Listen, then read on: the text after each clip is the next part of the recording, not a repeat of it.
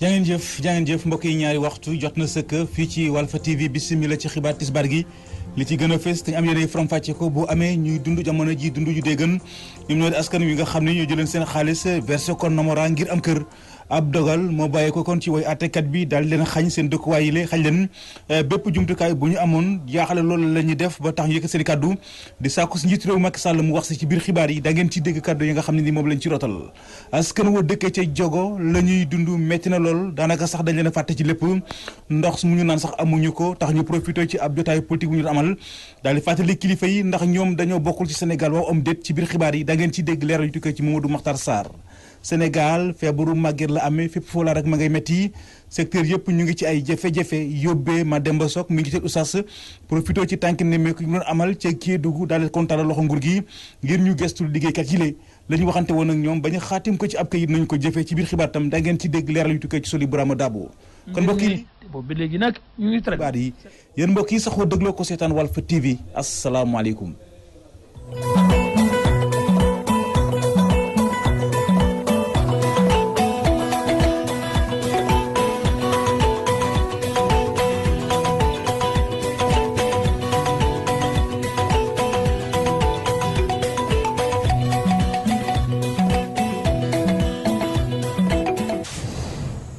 ay borom kër lañu dañoo jëloon seen alal daal di koy verser ci Namora ngir mën a am seen dëkkuwaay far nag benn waay ñëw ne barab boobule moo ko moom mbir yi nag mujjee woon tàbbi ci loxol yoon waaye nag yoon mujjee na àtte jël dëgg gi daal di koy jox waa joojee muy tekki ne mboolem kër yi nga xam jotoon nañ ko fa tabax dañ koy ñàkk ba ci lenn ci ay jumtukaay yi nga xam ne ni jotoon nañ ko faa jëmmal muy nag loo xam ne ni jaaxal na lool kuréel gi ëmb borom kër yooyee ba tax ñu yëkkati seen kàddu daal di sàkku ci kilifa yi ngir ñu wax si ñu ngi tàllal sax njiitu réew Macky Sall loxo Moussa Mané moo wax ci seen kàddu ñu teewlu ko ci micro Nazib Sagna. Ibrahima Thioub ak Alioune Badara Badiane bu ñu jaay kër yi dañoo am réeroo ci kaw terrain yoo xam ne 4 hectares la Ibrahima Thioub moom ko jox ko Badiane pour que mu war koo defal pour mu war a defar usage habitat gannaaw loolu antuwul mu ne kon Badiane na ko fay war na koo fay 660 millions mu xool ne Badiane mënu koo fay mu fekk kër yoo xam ne Badiane jaay na ko 2009 jaay ñu ko jox ñu ay këyit waa nguur gi jox ñuy këyit kër ya ñu dëkk ca mu jël kër ya kër yi 43 maisons yoo xam ne dëkk nañ ko ak 11 yoo xam ne c'est en construction terrain yi 184 la mais li ci gën a doy waar mooy centre de santé da koo saisir gis ngeen matériel bi waa France yi andi centre de santé pour Tivaouane Peulh case des tout-petits bële nga xam ne xale yaa ngi fay jàng daf koo saisir donc ñun loolu mënuñu ko comprendre. saako jëmale kilifa gi rek ñu jàppale ñu xam ni waa jaa ngi jël lu ma moomul ñu ngi wootam justice bi xam ni na xoolaat kayit yi mu xam ne ñun ñii Badiane Thioub li muy xëccoo Badiane moomu ko ñun ñoo ko moom Badiane dafa ñu koo jaay ñu fay ko ba mu leer naaj ñu ngeeg suñuy reçu ñu ngeeg suñuy délibération ñu ngeeg yëpp donc ñëpp ñu ngi leen di ñaan muy président muy ministre yi nga xam de la république yëpp woo nañ leen yéen journalistes yi ñu ngi leen di woo ngeen invité ci seen plateau yi. mu ngoog loolu day kàddu yoo xam ne nii ñu ngi ko nangoo ci lenn ci askan wa dëkkee fële ca cité Namora ñu dem ba fële ci diwaanu Tëngéej wax ci jotaay bi nga xam ne nii amal nañ ko fa woon lañ fa doon waxtaanee mu ngi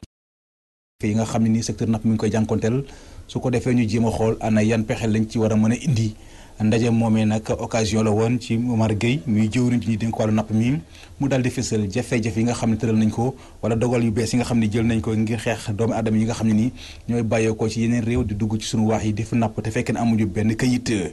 Omar Gueye ñu teewlu ko ci micro Nazib Sagna. loi bu bees bu ñu voté la muy la loi 2015-18 du 13 juillet 2015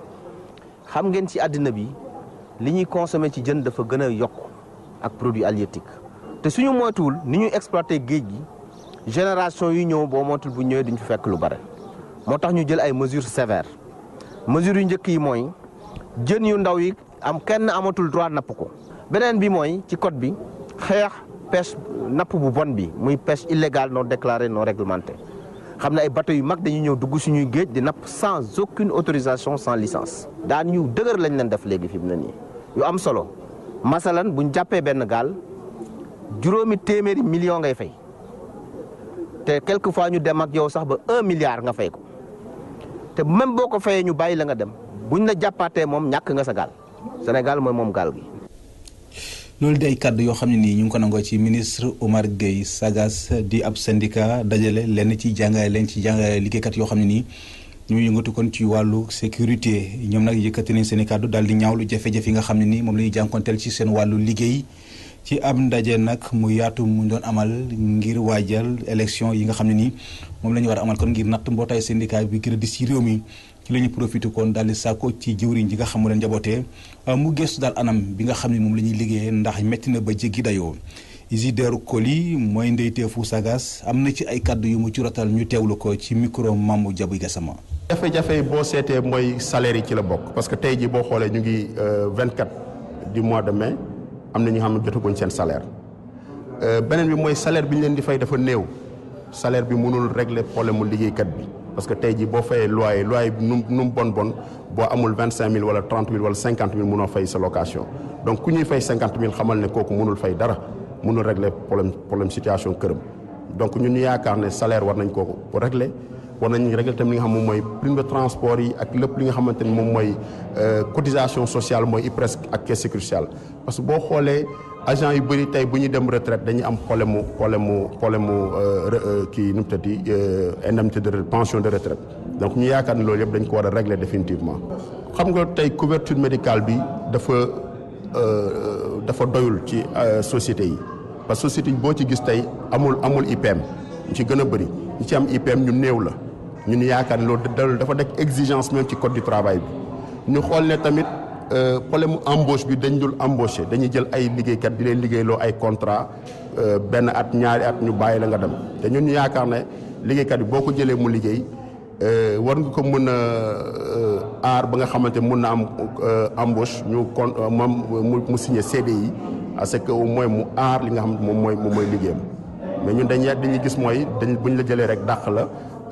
remplacer la ak ñeneen donc dafa yomb daal ci société gardiennage ñu yaakaar loolu dafa war a dagg léegi. loolu di ay kàddu yoo xam ne nii ñu ngi ko nangoo ci kii di Isidore Koli Sénégal feebaru màgget la amee fépp foo laa rek mu ngay métti secteur yëpp ñu ngi ci ay jafe-jafeñ yóbbee Mademba Sok muy njiital UNSAS profité ci tànki ne meek yu ñu amal fële ci diwaanu Kédougou daal di tàllal loxo nguur gi ngir ñu gestu liggéeykat yi lee la ko maanaam la ñuy waxante woon ak ñoom ba ñu xaatim ko ci ab kayit moom la ñuy sàkku si ñoom ñu jëfe ko. dañuy dem ca Kédougou fekk fa Soli Brahma Dabo. bépp secteur boobu mu teg si nag am na ay jafe-jafe ci wàllu santé éducation justice transport amul benn boo xamante ne daal nit mun na fa taxaw war si yàlla te yooyu jafe-jafe ñun syndicalistes yi ñu ñoo war a taxaw proposer ay solution yi nga xamante ne daal ñoo ŋànk nguur gi te ñu war a saafara mbir mi te boobu ba léegi nag ñu ngi traîner seen tànk lii mooy firndeel suñu taxawaay tey ginnaaw élection générale de représentativité ak na bi noppi te ñu nar a convaincre militants yi ci taxawaay UNSAS kaddu bi nag ñu koy nangu ci Mademba Sok. yaakaar naa ne syndicat yu am doole yoo xam ne travailleurs ñoo ko andi ñoo ko defal seen bopp syndicat yi ñoo yore baat bi te bu ñu yoree baat bi li soppeeku na bëri réew mi nag ñu ngi ci jafe-jafe yoon yi métti na revendication yaa ngi fi taxaw. suñu waxee ñu ne mënuñu président nee na sur le système de rémunération mënul niveler par le haut maanaam mënta yokkal ñëpp donc fi mu ne nii dafa bëgg a bàyyi fu mu nekkee wala mu wàññi mais wàññi bi affaire terminale la nga ci loolu dafa wane ne il faut ñu am instrument de parce que rek nguur nag boo yaakaaree mu lay jox ci paraat da nga nax sa bopp donc ñun dañu wane ne ñi fi nekk dañoo xarañ ci xeex dañoo gimmi ci xeex dañoo judd ci xeex màgg ci xeex te nar a wéy ci xeex ba ñuy faydal li nga xam ne mooy seen revendication réew mi nag ñoo ko bokk kenn moomu ko mais dañoo bëgg ku nekk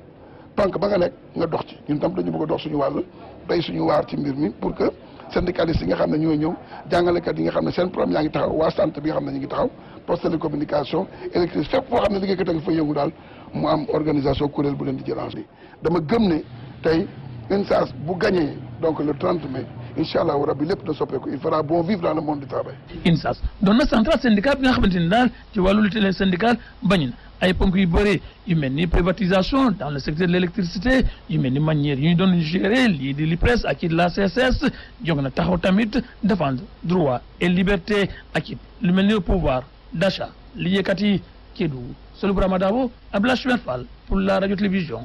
Walfadjri. jaajëf Soli Brahma Dabo ñu ngi lay sant di la gërëm wax ci wàllu politique dem fële ci jogo askan fa dëkkee la ñuy dund jamono ji métti na lool daanaka dañ leen a fàtte ci lépp ndox mu ñu naan sax mënuñu koy am tax ñu profité ci ab jotaayu politique bu ñu fa doon amal daal di fàttali kilifa yi ngir ñu wax leen ndax ñoom dañoo bokkul Sénégal waa om dit dañuy dem ca Mbàkke fekk fa Mourou Makhtar Sarr.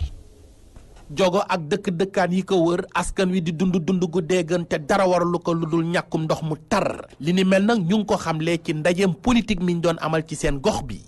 président Macky Sall suñu jafe-jafe mooy ndox loolu la ñu ma yónni kon loolu laay wax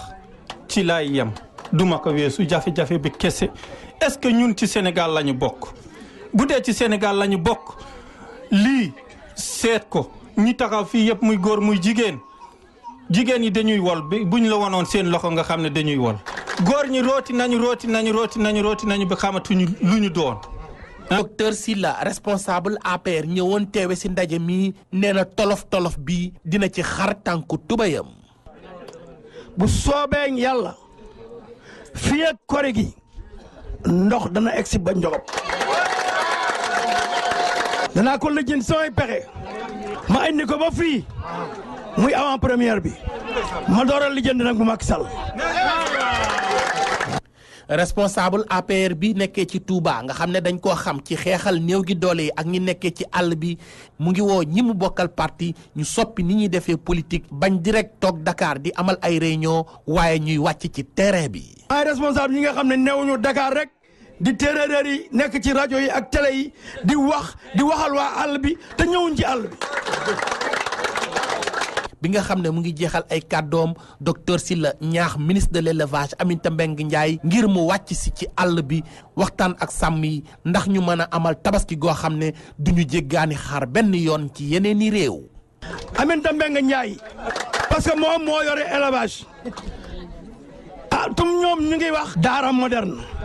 pourquoi duñu wax daral moderne daral yi boo ci dem daanaka kenn xamul lu muy niru au lieu d'aller au Mali payer le transport au lieu d'aller en Mauritanie payer le transport ils viennent ici prendre leur argent et rentrer chez eux mais donnons cet argent à nos parents. Touba Mbacké, Mamadou Makhtar Sarr pour la radio-télévision Walfadjri. politique la ñuy wax ñu desandi ci dem ba fële ci Yeumbeul Nord militant ya fa ne te fare ci parti démocratique Sénégal yëkkati ay kàddu yu ñangas daal di koy teg ci ndodd yi njiitu réew mi Macky Sall rawatina kii di seen maire Daouda Ndiaye ci am ndaje nag mu yaatu mu ñu doon amal ñoom ñoo ñi nga xam ne ay frondo Omar Sarr lañu ñaawlu nañu taxawaayu Abdou Khafor Touré laata ñoo tabb Moustapha Marena def ko muy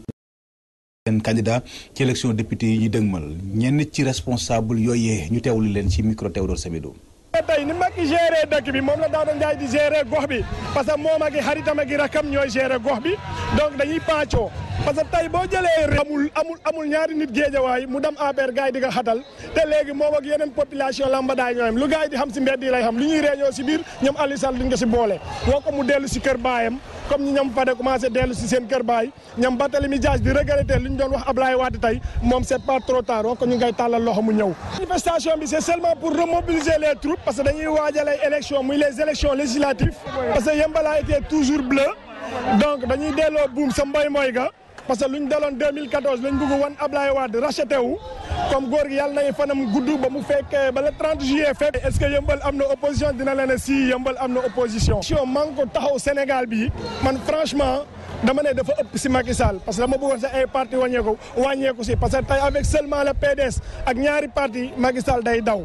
d'ailleurs keroog bu ñuy def suñu manifestation bu mag bi y avait plus de 15 000 personnes dafa jow créé benn voyage am xaw ma Cap Vert la dem xaw ma Mali pour nëbbatu. li ñuy wax suñuy responsable yi mooy ñun Tafa Marena lañ bëgg ñu investir ko ci liste yi ñu investir au niveau ci liste nationale ci place bu baax aussi parce que ku nekk xam na que carrément que ne commune bi dafa mus a bleu tey jii bu demee ba ñëw tey jii date la ñu waat man mi wax ak yow damaa jëloon du recul dem toog sama place mais grâce à lui bi mu ñëwee wax ma tamit convaincre ma moom Moustapha Marena damaa ñëw rejoindre les rangs te ne tey jii investir ñu ko def ñu ko ci place bu baax kenn du baate campagne pour le PDS ni la coalition. ñii ñoom it ay jigéen lañu fare ci parti démocratique Sénégal ñi nga dëkkee fële ci Rufisque Nord ab ndaje mu yaatu mu lu ñu amal sàkku ci mboolem jigéen yi nekk ci biir réew mi ñu góorgóorlu dem jëli seen carte électeur su ko defee ñu daal di fay jëlee Macky Sall ak nguuram gilee ndax diir gi mu fi nekkee léegi sénégalais ay jafe-jafe yu tar moom la ñuy jànkonteel Oumy Diouf Niang moo jiite jigéen yooyee am na ci ay kaddu yu mu ci rotal ñu teewlu ko ci micro Nazib Sagna. dañu woote woon tey benn après-midi bleu avec les alliés pour waxtaan ci situation réew mi ndax fi mu ne képp kuy joboot tiit nga école bi yàqu na santé bi yàqu na augmentation des prix di ko def ci suuf di ko nëbb di lay rek di teg moom lañ fi gis di boot di xeet lu fi masula am moo tax tey ñu woote woon ndax yaay yi tiit nañ borom kër yi tiit nañ xale yi jaaxle nañ ndax nag fi mu ne jóg jot na moo tax ñun les femmes de la commune nord du PDS ñu jël lettre bi jébbal ko suñuy nawlee jigéen du Sénégal et de la diaspora ku ne dugg sa ruxumaay kan xoolaat sa bopp ndax lii ñu gis sagara ngi xeeñ nañu retiré ji carte yi te mu jaral ñu lu ne nag fuñ ñu sànni ne foofa la rek nañ fa dem rang taxaw nangoo sonn jël suñuy carte bu bés baa ñu am fulla joo xam ne nag dinañ daagu dugg si mbañ gàcce yi sottil ko taxawoo manko taxawu Sénégal bu ko defee ñii ñu wàññi seen doole en 2017 bu 2019 ñu yóbbu leen ardo rek mu jeex. Kër Massar la ñu jëm ndaw ya fa ne te fare ci parti démocratique Sénégal daje ci kuréel gi nga xam moom la ñu naan UJTL ñoom la ñuy sàkku mooy gàmmu booy dellu siwaat kon ci section bi lee ndax dafa jàpp ni wala dañoo jàpp ni liggéey bu am solo bi nga xam ne ni moom la fa def moom rek moom mën a yëngal parti bi ci diwaan boobee. ci ab te débat nag bu ñu doon amal ñoom ñi nga xam ne ay ndaw la ñu fare ci parti démocratique Sénégal ñaawlu nañu liggéeyu Tafa Mbeng mi meeru gox ba. Mounirou Kane mooy ndeyteefu UJTL am na ci ay kàddu yu mu ci rotal ñu teewlu ko ci micro Théodore Semedo. dañ nekk ay ndaw yu nekk ci parti démocratique Sénégal nekk ay ndaw yoo xamante ni nag ñu nekk fii di def ay té débat yu mel nii ay ndaje yu mel nii pour informer nit ñi ñun nag ñu bokk ci kuréel gi nga xamante ne mooy section PDS ñu toog daje ci seen réunion autorisé ou d'accord ci anam bi nga xamante ne moom la Gamou Boye war a ñëwaate ci section bi Gamou Boye nekk la deuxième force politique nekk l'ancien maire libéral ñu dem ba ci biir am ay jeux yoo xamante ne ñoom ñoo def à ce que vraiment loolu antu loolu bañ a mën a nekk ñun nag ñu ne kuréel gu daje ba jël décision amul recul dañ koy assumer te UJTL Kër Massar tey ci loolu la taxaw pour que ñu assumer lool mën a fexe ba monsieur Gamou Boye ñëwaat ñu ànd liggéey parce que c'est la deuxième force politique boo ko boolee ak li PDS am ñun ñoo doon jël mairie bi ci législative lañ jëm dañ soxla ay voix te moom il est disposé à revenir je pense que li ñu war a def rek mooy travailler à ce que mu ñëw ci loolu nag moo expliqué li nga xamante ne moo tax ñu daje beneen anam bi mooy ndaw ñi dañ war a gis seen bopp ci législative ñun dañ daje pour wax direction parti bi quel que soit anam yoo leen di demee ci investiture yi kii di secrétaire national Toussaint Manga kii di présidente nationale de la commission féminine Marie Sow Ndiaye kii di secrétaire général mouvement des élèves et étudiants libéraux Victor Sadio Diouf dañ war a gis seen bopp ci liste investiture yi dañ leen war a def ci ay positions yoo xamante ne dañuy éligible parce que gis nañ ne liñ investiroon en 2010 baaxul woon bëgg ñu recommettre les mêmes erreurs ci tur bi mooy le maire Moustapha Mbeng kooku repris de justice la maanaam ki tëddoon kason rek ñu dem jëli ko ne ko ñëwal yoroon ñu mairie Kër Massar attanu ko sooy wax ak moom mu ne la na man ci ay maçonnerie laa aay foofu kenn gënuma ci aay ku aay ci maçonnerie nag buñ ko dénkee commune bu toll ni Kër Massar xam nañ ne mënoo ci def dara te loolu la fi nekkee nee na réfectionné stade bi à 46 millions loolu du dëgg mënul génne les pièces justificatives xamul fu mu ko jaare te ba léegi mooy continuer di fay ay avenant maanaam mooy continuer di fay leneen loo xamante ne bokkul ci 46 millions yooyu mu prévoir li ci des mooy kooku tey lan la yore commune bi assainissement amul préparation yi nawet a ngi ñëw waxul gul dara ci inondation yi amul lenn lu mu ci wax lenn la fi nekkee mooy di dem ci rajo yi di dem ci Facebook bi di wax ay décoration responsable PDSL te du dëgg kooku bu ne opposition bi day nalaw yaakaar naa moom mooy nalaw il faut que nit ñi waxante dëgg xam ne ki yor commune bi dafa lajjale xamul munut il faut que mu bàyyi loolu di ay kàddu yoo xam ne nii ñu ngi ko nangoo ci Mounirou Kane moom mooy ndeyteefu UJTL doo nekk fële ca Kër Massar Dingiraay la ñuy jëm Momar Sow mi njiital conseil départemental bu Nioro mi ngi wéyal tànki nemmeeku yi muy amal ci diwaan boobee yëkkati na fa nag ay kàddu daal di koy jëmale ci opposition gi mu ne daanaka fa ñuy jëm daal daanaka du dem fenn ndax ay transhumants ñoo ko siq ci ndaje moomee sax profité na si daal di yàbbi jëmale ko ci Moustapha Niasse gi mu ne waxtu wi daal jot na ngir mu fay waa APR bor bi ñu ko lebaloon dañuy dem ca Dingiraay fekk fa Alassane Ba. président conseil départemental bu Nioro yekk lu mel ne xamee coalition Manko taxawu Sénégal ca meeting ba mu doon amal ca Dingiraay moom Momar Sow di leen fàttali seen jaar-jaaru transhumant. dama ne coalition bii ñuy wax ñi xamul politique wala ñi dëkkul ci réew mi ñooñ lañ koy wax mu di leen jaaxal waaye yéen coalition biñ naan parti sociaux yu am doole yëpp ànd nañ. def nañ benn ren Macky Sall gis lii ren Macky Sall gis laa ren ñu daane Macky Sall xanaa ñi dëkkul Sénégal lañ koy wax ba muy neex ñoo ak Ablaye Wade daa àndoon tàggoo ak Ablaye Wade wëlbati ko àndaat ak Macky Sall tàggoowaat ak Macky Sall dem ba xamatuñ fuñ jëm lépp lu ñuy wax gëmuñu ko te ñoom duñ am dara seen bopp lañ fi nekkal nit ñi gëmuñ leen ñooñu buñ daje woon ñoom ñëpp bu ñu àndee mënuñoo gañe Macky Sall ndax Macky Sall faalewu leen. lu yitteel législative yi ñu jëm Malaw mi nga xamante ne nee na amut benn problème ak Moustapha Niass waaye lim koy laaj mooy bor bi mu leen ameel na leen ko fay. man Moustapha du suma noon ñoo bokk jubluwaay ndax ñun ñaar ñëpp ci Macky Sall lañ topp waaye nag ngor adduna leblante ak faylante la. bi mu xamee ne moom mooy tànn jëlut APR jëlut PS jëlut LD jëlut kenn AFP kese la jël ca biir ca muy ñaari député am ak ñaari suppléant moom mu jël liste nationale bi moo ko moom ñu ànd ak moom ñaareel bi ñu dem ba au conseil bi jot mu jëlaat bosam mu yore assemblée juróomi at amul benn APR bu mu fa mos a jël wala PS bu mu fa mos a jël amul pour ñu bëgg a wax bañ fal ko man yàlla laa gëm lu dul dëgg dama koy bañ luy dëgg dama koy nangu moo tax ma lañ ne ku ne mën nañoo ànd ak moom ba mu des si moom parce que moom daf ñu war a fay bor nañu fay bor. mbooloo mu takk mi wuy si Malaw ci meetingu Dingiraay bi tax conseil départemental bi waxaale si ne fa mu taxawoon jógewu fa benn yoon te sax liste départementale bi ànd ak récépissé APR dina si ànd ak waa PDS bu Nioro. récépissé Macky Sall la waaye nag bàyyiwuñ benn perte defe naa fu PDS bokk ci coalition bëriwul. Dingiraay Alhassane Ba Abdoulaye Dia Walfadjri.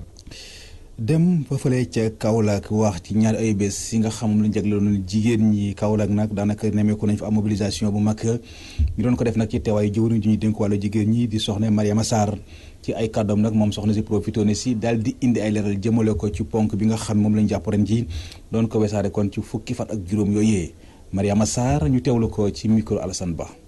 fii defe naa ne liggéey moo fi am caaxaan amu fi. communication pour teg ay stratégie amu fi jigéenu Sénégal dañoo bëgg ku leen yëg am ñu am fulla am fayda kon ku leen yëg rek danañ la ko delloo ñun nag dañuy jéem rek ndax mënuñu leen fay ndax yéen a ngi bàyyi seen lépp xam ne tey seen bis la ngeen ñëw fete ko ak ñun mu laal nag thème bi ndax thème bi dañ ne le PSE un levier essentiel pour l'autonomisation des femmes te wax amul njëriñ jëf moo am njëriñ te defe naa ne di ngeen gis lii ministère de la femme nar a liggéey ndax président yónni wuñu rek pour ñu indi ay waxu kese daf nañu ressusciter la quinzaine nationale de la femme génne programme yu bees génne jafe-jafe yu jigéen yi saafara ko ñu mën a aligner leen ci li nga xam ne mooy plan Sénégal émergent mën a dem vers l'autonomisation de la femme ndax xam nañ ne Sénégal balaa muy émergent il faut jigéen ñi bokk ci ndax jigéen ñi dafa am lu am solo lu ñuy représenté ci population bi looloo waral ñu ñëw fii tey di célébrer la quinzaine nationale de la femme kon jigéenu Sénégal fekk nañ leen ci seen liggéey waaye dinañ ko renforcer dinañu seet li nga xam ne mooy jafe-jafe ñu dindi ko li nga xam ne moo leen war a yokk ñu doxal ko comme ni ñu ko président de la république santé loolu laa bëggoon wax tey ci mbirum quinzaine bi waaye di sant rek di gërëm. loolu day kàddu yoo xam ne nii ñu ngi ko nangoo ci soxna Mariama Sarr think tank di ab mouvement boo xam ne nii kii di Abdou Khafor Touré moo ko taxawal gannaaw ba nga xam ne nii jógee na ci PDS ñëw wàll si ci APR bu Macky Sall mu doon ak ab kuréel goo xam ne nii dañoo fas yéene waxtaan xalaat ci yoon wi nga xam wala ñu mën a jaar ba génne askan wi ci jafe-jafe yi nga xam la ñuy jànkonteel lu jëm sax ci mouvement boobee ak solo si nga xam ne nii ab na ko Abdou Khafor Touré indi na ciy leeral ñu teewlu ko ci micro kii di soxna Khady Sylla. Sénégal yi bëgg nañ seen réew fonk nañ seen réew te jàpp nañ ni démocratie moo war a dox seen réew te jàpp nañ ni démocratie moo war a lal lépp mais démocratie boobu li tax muy dox ba léegi dafa tegu ci waxtaan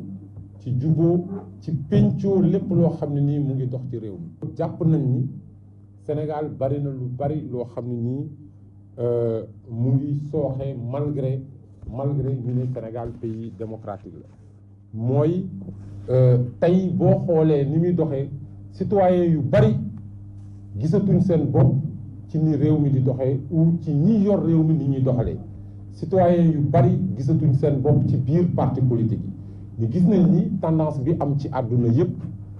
mu ngi commencé yegg si yàgg na Sénégal ndax boo gisee parti yu mag yépp ñu ngi nekk en crise ou bien am na li nga xam ne nii moom mooy énergie ak ressource ak vitalité population yi ak cadre yi nangootuñu dem ci biir parti politique yi. loolu moo tax ñu créé li nga xam ne nii mooy club esprit républicain am ci nag engagement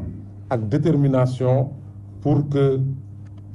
di waxee ci gis-gis bu bees di waxee ci nga xam ne nii vraiment moo méngoog vrai problème mu Sénégal parce que Sénégal foofu la jëm yaakaar nañ ni ñun jàpp nañ ni problème mu yenn démocratie problème yi yenn yi dépassé nañ ko Sénégal kenn mënu fi jël élection kenn mënu ko sàcc mais war nañu teg mbir yi ba ku nekk di ko doxal ci yoon ci côté boo munti nekk loolu daal moo taxoon ñu taxawal affaire bi lii nag bu ñu ko taxawalee bëgg yéen ñi si ñëw fe teewee mbir bi ñu leen di remercier yéen ñëpp ni ngeen ci teewee ndax dinañ indi façon bu bees ak doxalin bu bees. Abdou Khafour Touré ci foofule ci la ñuy dégg ak yéen ci reportage bés bi ay fan yu ne moo des ngir ñu door li nga xam moo di koor gi koor nag bu ñu ko xel yi dafay dal di jëm ci li nga xam moo aju ci wàllu tàndarma loolu tax nag ñu doxantu ji woon fële ca marché Sandaga xool marché bi naka la demee ñu déglu ci reportage gi ci Mame Diaby Gassama def. Sénégal réew la bi nga xamante ne jullit yi ñoo fi gën a bëre loolee waral sax réewu teranga bi askan bi fonk lool lii di weeru koor comme yeneen réew wàccay weeru bu tedd bi weddi gis bokkut ndaxte fii ci marché Sandaga jaaykatu tàndarma yi bëri nañ fi lool. koor gi moom ñëw na ba pare yàlla nañ ci yàlla yóbbu ak jàmm mais heure bi daan na fekk moom clientèle bi bon di ñëw mais actuellement fi mu nekk gis nga ni mu mel dëkk bi ni mu vide. di nga mën nga toog 2 heures wala 1 heure de temps doo gis client. instant bii koor gi daan fekk client yi ñëw di dugg si bu baax quoi mais instant bii nii wax dëgg yàlla njaay mi taxu ko demee noonu quoi instant bii daan fekk client yi ñëw nice mais instant bii nii moom client yi gisaguñu client daal. jaaykat yu ñu jot a waxtaanal nee nañu gisaguñu ay client waaye ci bés bi léeg-léeg mën nañu wàccaali ab xaalis bu bëri. actuellement nii pour le actuellement nii mu démarré moom dans les années passées heure bi daan na fekk nga mën a jaay au minimum ay maanaam macha allah somb kii daal dans la journée mais fi mu nekk mën nga toog 1 heure de temps dooy jaay sax 5 kilos yu mat waaw fi mu nekk waaw ça dépend rek mën nga wàccaale 15000 mën nga wàccaale 20000 mën nga wàccaale 25000 ça dépend ci ni clientèle bi ñëwee daal. da nga xëy fii jaay balaa ngoon nga xëy jaay 100000 ay 90000 80 mais 100 bi nii ngay xëy suba ba ngoon mën naa ni 50000 boo ko jaay sax jàmbaar nga waaw ci xëy na nag yàlla baax na quoi koor gaa ñu koor gi des na. xam nga ñu bëri moom dañuy bàyyi ba ni suba la ñu koor rek ñu ñëw jënd si ne bu ñu ñëwee ñu song la nag boo waaye bu ñu fekkee tànnama yu bëri yi gën a baax yi ñu client yi ñu bëgg lu baax dañ koy teel a jënd si waaw am na client yoo xam ne tànnama bii lañ gën a bëgg quoi bu dijj bi jóge Algérie mooy bu dijj bi boobu kilo bi 2000 la jar am na boobu kilo bi ñu ngi koy jaayee 1300 waaw boobu jóge boobu mi ngi jóge Mali arrivage Mali bi la quoi am na sukar maane bi boobu mu jar kilo bi 1300 boobu tamit bu neex la waaw am na tamit tànnama bi jóge Dubaï bi boobu am na tamit waaw mais en tout cas ki ci bëri daal client daal bu koor gi ñëwee rek façon tànn bu ne dañ koy am instant yi client ñu ngi ñëw ndànk-ndànk nag. jéegu tàndarma bi yokku na bu ñu sukkandikoo ci client bi. koor gi lay waajal mais tàndarma bi wax dëgg yàlla fi mu toll seer na waaw parce que fi mu toll kilo bi ñu tàndarma bi ñu ngi jaay bi 1500 bi ñu ngi koy jaay 1300 waaw wax dëgg yàlla seer na fi mu toll boo ci bëggee jënd lu bëri moom day metti lool. boole kook suukar ak ay ñama yooyu day metti moom ñoom dama xalaat ñoom ñoo aj seen kii tàndarma di yokk ndax nit ñi niñ ko soxla fi mu toll profito bi moo tax ñuy gaawantu pour aj ci wàccay weeru bu sell bi di weeru koor fii si marché Sandaga dañ fi fekk bépp xeetu tàndarma bu fekkee ne jëndkat yi bëreeguñu ñi yëngu ci jaayum tàndarma am nañu yaakaar ne ñi jaay mi dana dox fan yi ñuy dëgmal. tàndarma nag bari lool ay ngëneel ci weeru koor rawatina nag di ko dogee bu fekkente ne sukkandiku nañ ci Oustaz Assane Diouf ñu teewlu ko ci micro Mame Diaby Gassama. tàndarma dafa am solo ci giseenu lislaam rawatina nag ci jamonoy koor ndax yonente bi sallallahu alayhi wa sallam bokk na ci sunnaam boo wooree ba ngoon nga dogee tàndarma bu fekkente ne nag amuloo tàndarma nga dogee ndox te tàndarma boobu yonente bi sallallahu alayhi wa sallam daf ci wax lu am solo. nee na bépp néeg boo xam ne tàndarma amu fa seen ñoñ dañu xiif kon loolu dafay wane important na ko comme lekk waaye nag beneen mbir ma mooy bu ñu la waxee ne dee ko di dogee bu fekkente ne am nga ko nga dogee ko loolu lekk la boo xam ne jaamu yàlla la anamuk jaamu yàlla la kon mën nga ne am na anamu lekkinu tàndarma woo xam ne dafay dugg ci cadre jaamu yàlla dugg ci cadre dundal sunna ngëneelu tàndarma bari na loolu nga xam ne yonente bi orienté na ko ci ñuy lekkee tàndarma bu ñu wooree ba ngoon bu ñu xiifee ba ngoon dogee tàndarma gis nañu ne dina mën a dabaatal énergie yi nga xam ne yu bari yi nga xam ne nit ñi ñàkkoon nañ ko ci bëccëg bi te docteur yi itam confirmé nañu gëstu yooyu nga xam ne boo xiifee ba ngoon nga dogee tàndarma dina am yenn énergie yoo xam ne ñàkkoon nga ko mu ñëw dal di la dooleel. am na tàndarma yoo xam ne boo ko lekkee dafa lay faj boo xam ne faju physique la ak faju mystique yooyu yëpp nit ñi wax nañ ko ci tàndarma waaye yéemewul ndax loo xam ne yonente bi sallallahu alayhi wa sallam dem na ba tànnal ko nit ki pour mu war ko mën a lekk bu boobaa la ko ca fekk ci ngëneel rek dañuy mën a wax ne lu mën a am la. loolu di ay kàddu yoo xam ne nii ñu ngi ko nangoo ci oustaz Assane Diouf mbokk yi ci foofule ci la ñuy tàbbisi yéen ci ñaareelu xaaju xibaar yi tey jii benn ponk la te mooy li ci yéenekaay yi.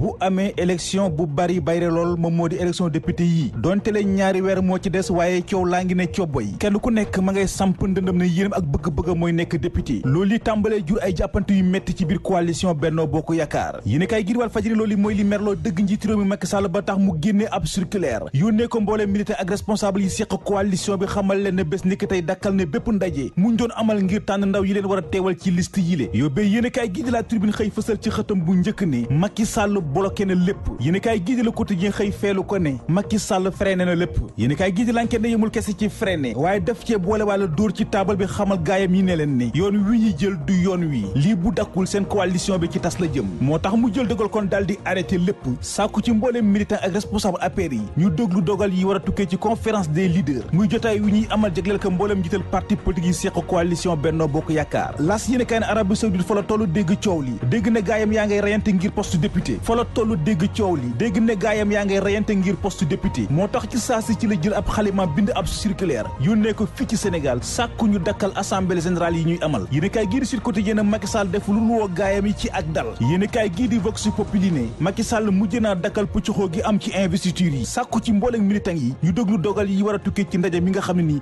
kilifa yi ngànk seen coalition bi war nañ koy amal muy nag ab pataas bu tàng jër bu leen njiitu réew Macky Sall nar a jox muy sax loo xam ne lu ñu rafetlu la ñoom njiital parti politique yi jàppale njiitu réew mi Macky Sall biral yéenekaay gii di L'Observateur waaye bu dee Babacar Gaye mu yore kàddu PDS bokk ci coalition Manko Taxawu Sénégal moom ma ngay artu njiitu réew Macky Sall ngir mu xam ne ni coow li am ci parti moom la soxal na xool naka la koy lijjantee waaye pour muy leer du ñu nangu benn yoon ñuy dàq élection yi lée yéen kay gii di Zoom Info ne bu dee Oumar Sarr moom dafa njort ne Macky Sall ci dàq élection yi la jëm ndax naka la ñu mën a déposer liste candidat yi war a bokk ci élection yi te candidat yooyu xamuñu ndax seeni tur mi ngi ci fichier électoral bém déet te fichier boobee nee nañ duñu ko móol bu dul fanweeri fan ci weeru mai muy loo xam ne ni bulet la mu fi am buñ sukkandikoo ci Oumar Sarr muy coordonnateur parti démocratique Sénégal yéen kay gii di Les Échos ne Oumar Sarr moomee nangu ta bàyyi ak mbir yi Khalifa Sall dafa taxaw tembe ngir jiite liste nationale bi ñeel coalition Manko Taxawu Sénégal gannaaw ba ñu waxee ne maître Abdoulaye Wade du bokk ci élection yii lée Serigne Mansour Sy Djamil sampoon na ndëndëm waaye dafa mujjee bàyyi loolu yi nag fekk si frondoo Khalifa Sall yi def nañu lu nekk waaye Bamba Fall ak ñoom dañoo lànk ni duñu bàyyi tax ñu dàq ndaje bi ba niki tey ji ci àllarba ji waaye balaa boobu Idrissa Seck ak Malick Gakou ñoom la ñu sas ngir ñu dox ci wax si su ko defee ñu mën a déggoo ci nit ki ñu war a jiital ci seen liste yi yéen kay gii di Direct Info ne waaye kenn du Macky Sall ci jamono ji Oumar Sarr ak Khalifa Sall di xëccoo ngir doon tête de liste ak ci jamono ji nga xam ne waa coalition Benno Bokk Yaakaar ñu ngi tojante ay bopp ngir doon député moom ma ngay xàll weneen yoon wu ko mën a may ngir mu am lim bu takku ci ay député gannaaw bu mu jëlee maître Aïssata Tall Sall def ko ci poosam sàkku ci moom mu taxawal ab liste duppee ko Oser l'avenir tey jii njiitu réew Macky Sall dafa wëlbatiku daal di ngemb Abdoulaye Baldé ak Cheikh Tidiane Gadio ngir ñoom li ñuy taxawal beneen liste duppee ko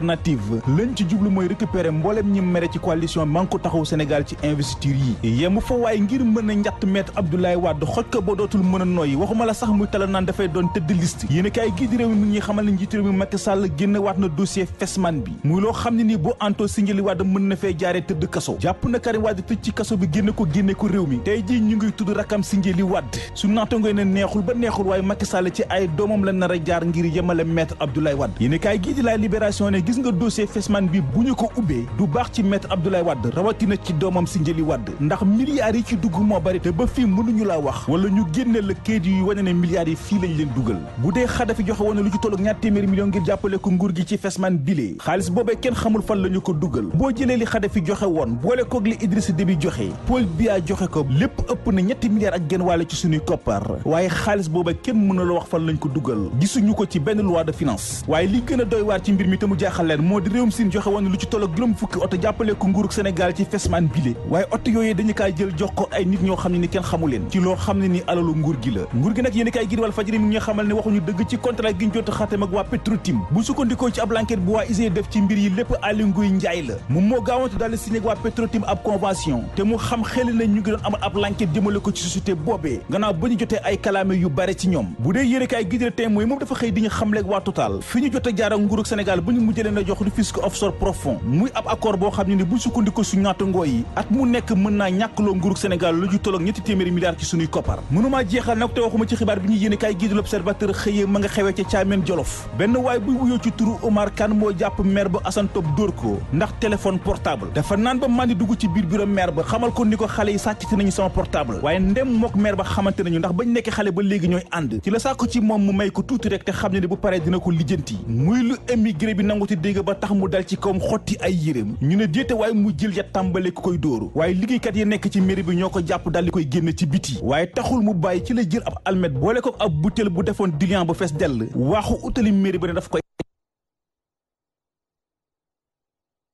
woo gendarme yi ñu dal di koy jàpp yóbbu